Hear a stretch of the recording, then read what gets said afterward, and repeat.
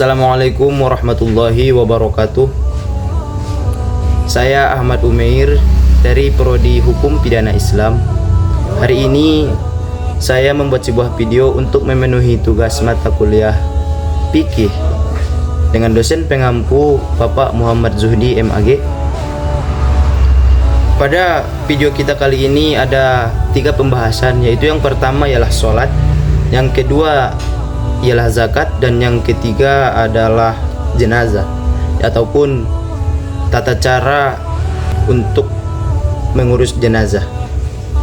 Maka dari itu untuk menghemat waktu, masuklah kita pada pembahasan yang pertama, yaitu sholat. Sholat secara bahasa ialah ad-du'a bi khair, yaitu berdoa dengan kebaikan atau berdoa dengan baik. Sholat secara istilah ialah segala perbuatan dan perkataan yang dimulai dengan takbir dan diakhiri dengan salam. Adapun dalil atau bukti wajibnya sholat ini ialah yaitu pada Al-Quran, pada surah Al-Baqarah ayat 43.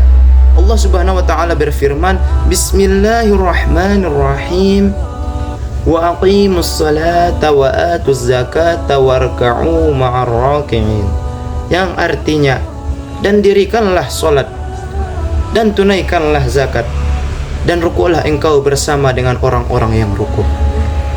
Adapun hikmah dari solat ini ialah bahwasanya Allah akan mengampuni dosa-dosa kita dari satu solat kepada solat yang lainnya.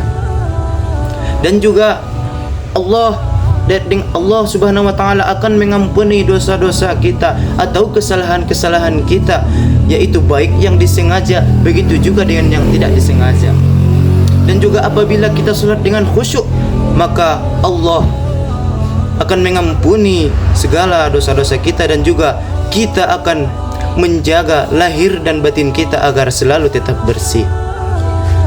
Adapun kaifiah ataupun tata cara sholat ini ada 13 yang sudah disepakati oleh para ulama pada kitab-kitab fikih para ulama yang terkenal itu. Adapun yang pertama adalah berdiri bagi yang mampu. Adapun yang kedua adalah membaca niat di dalam hati. Adapun yang ketiga adalah membaca takbiratul ihram atau takbiratul ihram.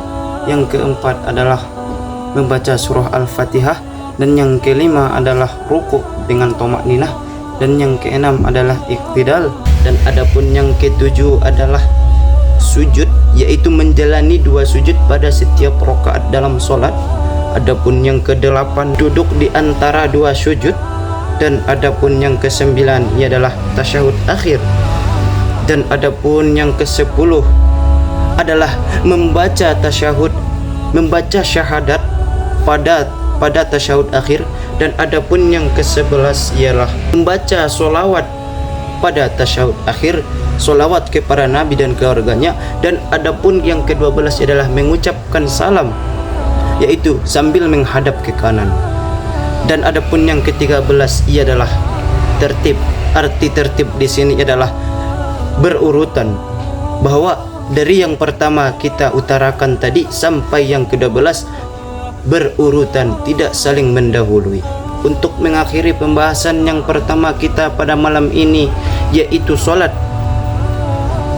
saya akan membacakan firman Allah yang berhubungan dengan solat, yaitu Bismillahirrahmanirrahim, Innas salata kanat 'alal mu'minina kitaban mawquta, yang artinya sesungguhnya solat itu adalah fardu yang telah ditentukan waktunya.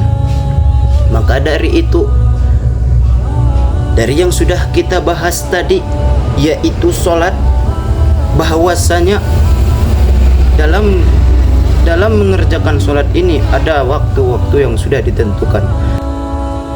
Maka dari itu, masuklah kita pada pembahasan yang kedua, yaitu zakat. Zakat secara bahasa ialah suci, berkah dan berkembang. Dan zakat secara istilah ialah harta atau bagian dari harta yang kita keluarkan apabila telah mencapai syarat dan yang waktu ataupun syarat yang sudah ditentukan.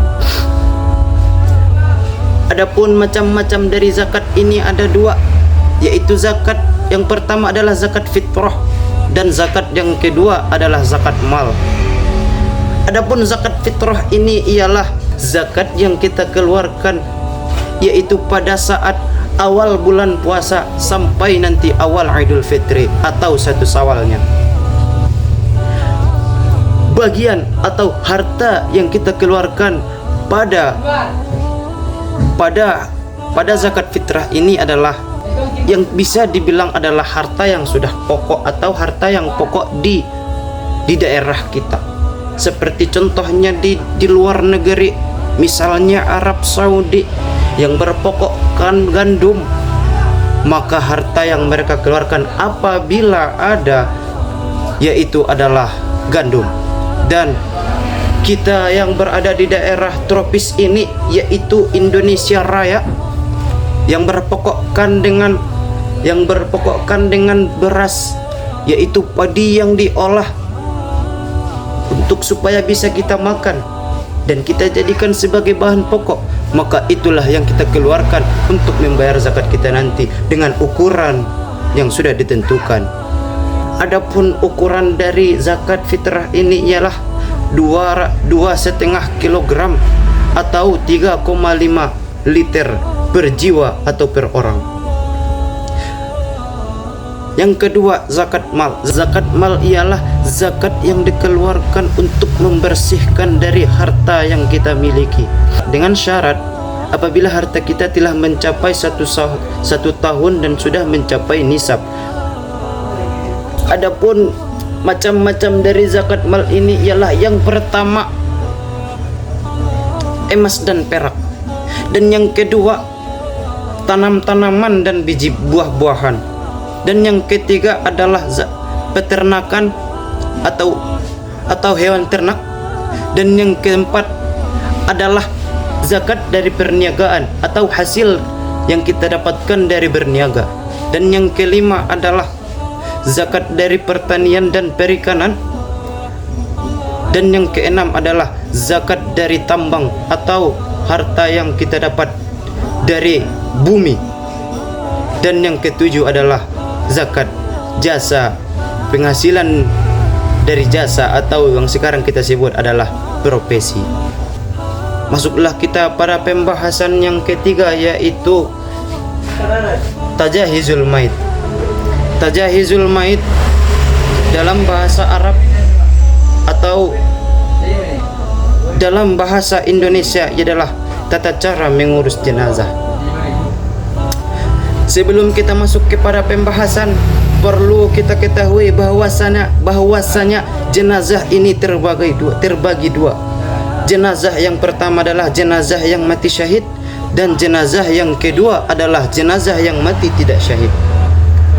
Tata cara pelaksanaan untuk mengurus jenazah kedua jenazah ini sangat ataupun ada perbedaan.